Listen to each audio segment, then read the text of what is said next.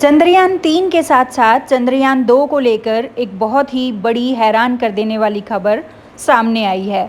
चंद्रयान 3 को एक बड़ी सीक्रेट टेक्नोलॉजी के साथ भेजा गया है जो अब एक्टिवेट हो चुकी है। अब ये टेक्नोलॉजी चंद्रयान 2 को फिर से जिंदा करने वाली है, क्योंकि सूत्रों के मुताबिक चंद्रयान 2 का सिर्फ 5% हिस्सा ही ख़त्म हुआ था और उसके अलावा बाकी का 95% हिस्सा अब तक सुरक्षित चांद पर घूम रहा है और यही इसरो को अपने अगले कार्यों में मदद कर रहा है। चंद्रयान 3 में ये बहुत बड़ी मदद करने वाला है। आपको बता दें कि जो चंद्रयान 3 मिशन शुरू किया गया था उसने अब तक धरती के 5 ऑर्बिट्स को पार कर लिया है, यानी कि वो चंद्रमा के और नज़दीक चंद्रयान 3 की लैंडिंग चांद के दक्षिणी ध्रुव पर होने वाली है, जहां अब तक कोई भी देश नहीं पहुंच पाया है।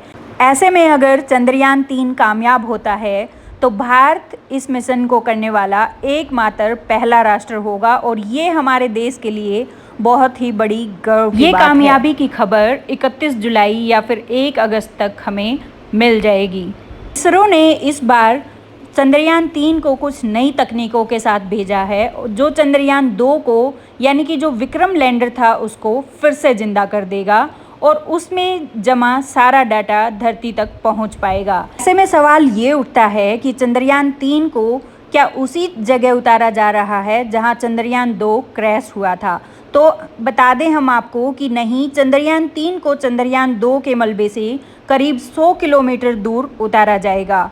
अब ये पहले वाले चंद्रयान को कैसे जिंदा करेगा और ऐसा क्या है जो दोनों में अलग है, ये बात हम आपको आगे इस वीडियो में बताने वाले हैं। चंद्रयान 2 में ऑर्बिटर था, जबकि इस बार चंद्रयान 3 में कोई ऑर्बिटर नहीं है, क्योंकि ऑर्बिटर का काम पुराने वाले चंद्रयान से ही होने वाला है।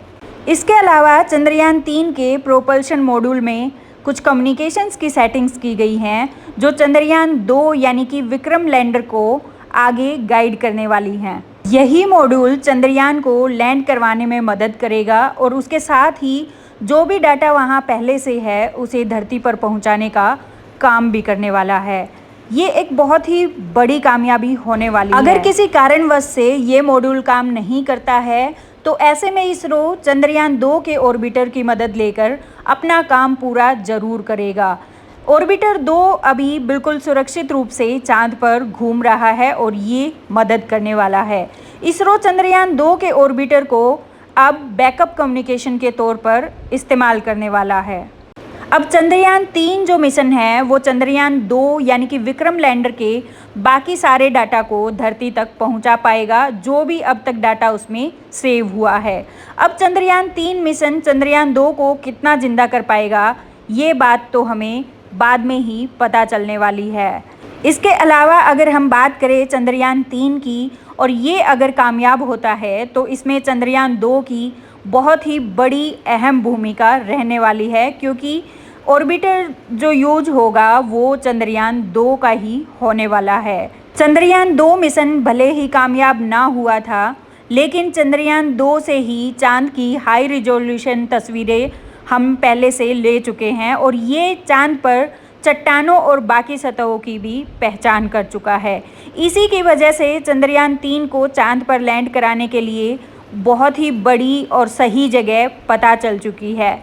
और इतना ही नहीं, चंद्रयान 2 चांद की सतह पर magnesium, aluminium, silicon, calcium, Titanic, sodium और आयरन की भी मौजूदगी का पता लगा चुका है। बहुत सारी ऐसी चीज़ें हैं जो चंद्रयान 2 से ही पता लग चुकी हैं। इसके साथ ही ये चांद के दक्षिणी ध्रुव पर पानी और बर्फ़ दोनों की पहचान भी कर चुका है।